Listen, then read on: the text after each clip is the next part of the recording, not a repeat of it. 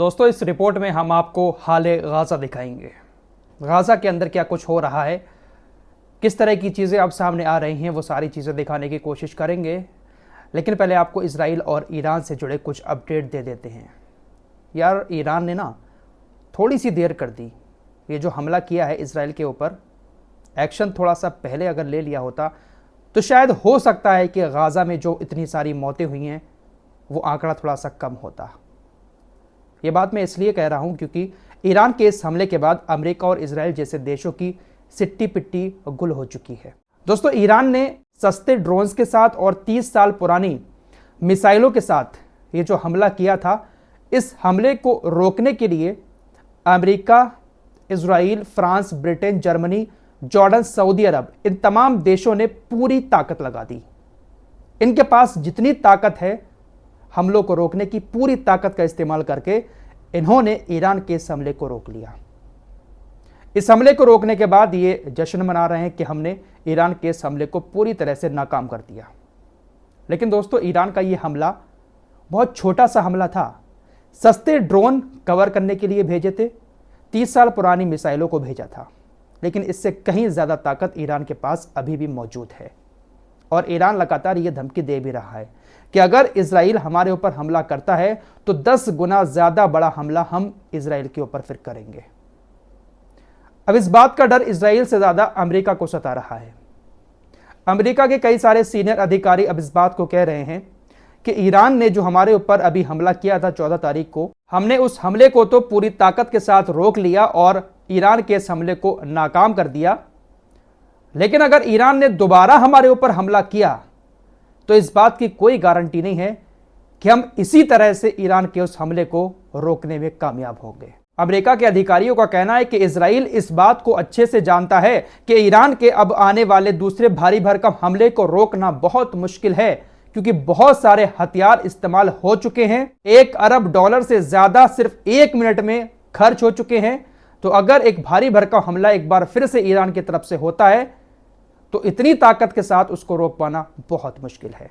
Iran 10 गुना ताकत से हमला करेगा, लेकिन इधर उस हमले को रोकने के लिए पहले से भी कम ताकत बची है। शायद इसीलिए अभी तक इजराइल ने ईरान के ऊपर कोई हमला नहीं किया है। वैसे इजराइल इतनी देर लगाता नहीं है, लेकिन नेतन्याहू पूरी तरह से अब फंस चुका है। नाक का भी सवाल है और उधर डर भी है। लगातार इसके पास नेताओं के फोन आ रहे हैं। यूरोपीय देशों के नेता इसके पास फोन कर रहे हैं, लेकिन ये उनका फोन नहीं उठा रहा है। अभी कुछ देर पहले की ये खबर है, ऋषि सुनक ब्रिटेन वाले प्रधानमंत्री ने भी इसको कॉल किया था, लेकिन इसने रिसीव नहीं किया। सबकी कॉल को ये इग्नोर कर रहा है। सब इसको यही समझा रहे हैं कि हमला मत करो, संयम बरतो, क्योंकि ईरान के पास ताकत बहुत ज़्यादा है। यूरोपीय देशों को और अमेरिका को भी समझ में आ रहा है कि अगर इजराइल ने थोड़ी सी भी गलती कर दी तो ईरान बहुत भारी भरकम हमला करेगा और फिर इनके छक्के छूट जाएंगे उसको रोकने के लिए।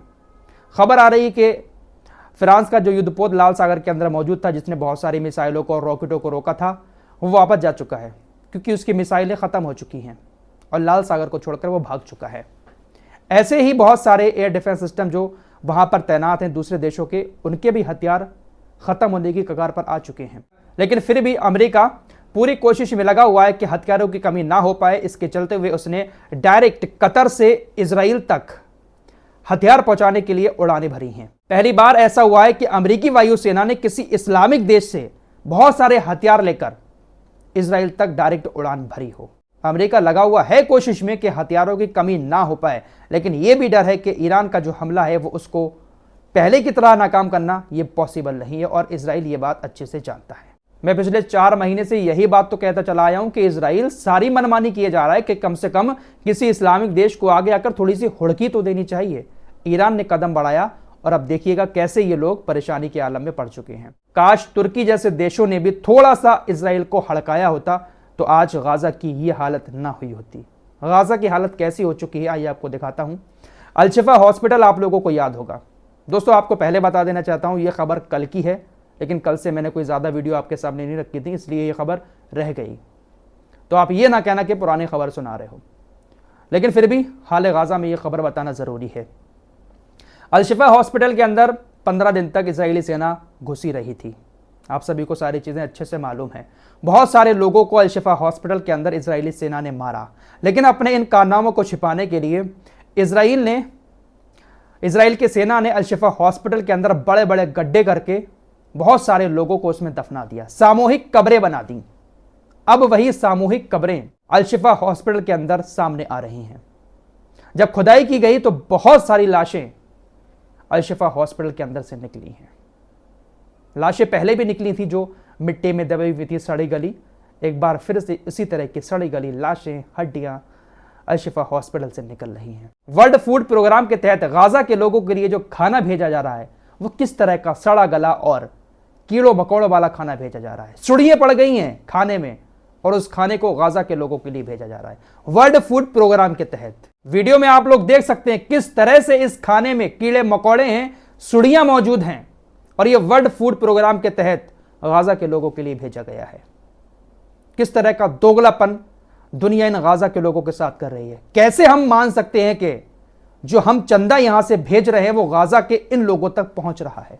मेरे दोस्तों, वर्ल्ड फूड प्रोग्राम के तहत जो खाना भेजा जा रहा है वो इस तरह का खाना सड़ा गला भेजा जा रहा है, सुड़ियों वाला। तो हम कैसे इस बात पर यकीन कर लें कि हम जो पैसा अपने पास से इंडिया से फिलिस्तीन को दे रहे हैं, फिलिस्तीनी एम्बेसी में, उस पैसे को सही तरीके से इन गाजा के लोगों तक फिलिस्तीनी अथॉरिटी पहुंचाती होगी। मुझे इस बात पर बिल्कुल भी यकीन नहीं है कि गाजा के इन भूखे प्यासे लोगों को जमीनी स्तर पर कोई भी संस्था ठीक से मदद करेगी। अरे जो मदद कर रहे हैं, जो खाना भेजा जा रहा है वही सड़ा गला भेजा जा रहा है, तो किससे क्या उम्मीद कर सकते हैं। इजराइल की सेना ने गाजा के अंदर किसी को नहीं छोड़ा है।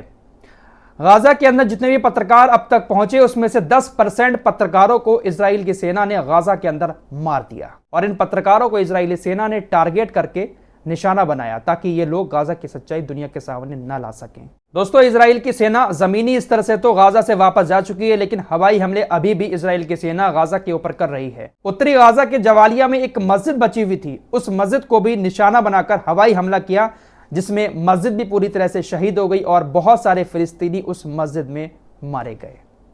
तो हवाई हमले अभी भी इजराइल की तरफ से जारी हैं। गाजा स्वास्थ्य मंत्रालय ने ताजा आंकड़े जारी करते हुए बताया है कि 7 अक्टूबर से लेकर अब तक 33,843 लोग मारे जा चुके हैं, जिसमें से 70% बच्चे और महिलाएं हैं। बच्चों और महिलाओं को बहुत मारा है, लेकिन दुनिया को यह कुछ भी नहीं दिख रहा है। ईरान ने इजराइल के ऊपर बदला लेने के लिए हमला कर दिया, जबकि पहला हमला इजराइल ने ही ईरान की एम्बेसी पर किया था। तो पूरी दुनिया में हड़कंप मच गया, दुनिया ने रोना शुरू कर दिया। कल ही आपको बता चुका हूं ना कि 32 देशों को इजराइल के विदेश मंत्री ने पत्र लिखकर यह कहा है कि ईरान के ऊपर कई सारे और प्रतिबंध लगाए जाए। ईरान जो मिसाइलें बनाता है उस मिसाइलों को बनाने पर भी प्रतिबंध लगाया जाए। रोना शुरू कर दिया है। IRGC को आतंकी संगठन घोषित किया जाए। खुद ने गाजा के अंदर हजारों महिलाओं और बच्चों को मार दिया, खुद उकसाकर ईरान के ऊपर पहले हमला कर दिया।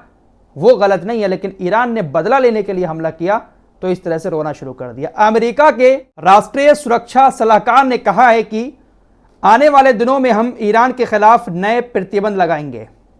इन प्रतिबंधों में मिसाइल कार्यक्रम, ड्रोन और ईरान की IRGC और रक्षा मंत्रालय के सहायक वाहन शामिल हैं।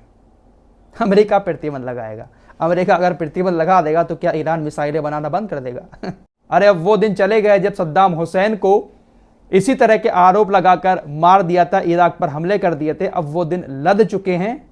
ये नया ज़माना है और इस नए ज़माने में सब ताकतवर हैं। ताकत तो सभी के पास है, लेकिन जज्बा होना बहुत ज़रूरी है। फिलहाल इस रिपोर्ट में इतना ही। मिलते हैं कुछ और नई खबरों के साथ। तब तक के लिए अपना ख्याल रखिएगा। अल्लाह हाफिज़।